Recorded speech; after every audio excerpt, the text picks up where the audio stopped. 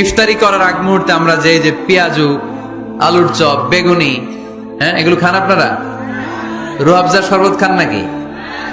এই যে সাজায় রাখা হয় ডিজাইন করে, এইগুলো রেখে যখন দোয়া করেন, এই দোয়াটা আল্লাহ শুনে খুব। আল্লাহ বলে, কিরে ফেরেশতারা ঘটনা কি, এত খাবার কেন?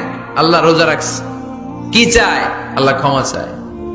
তো খায় না যে তৃষ্ণার, তো আল্লাহ আপনার ভয়। আমারা দেখছে না, আল্লাহ আপনারা দেখে নাই। জান্নাত দেখে নাই, আমার জাহান্নাম দেখেছে আল্লাহ কিন্তু জানে। তারপরে ফেরেশতাদের মুখ থেকে বের করা হবে। সুবহানাল্লাহ পড়েন।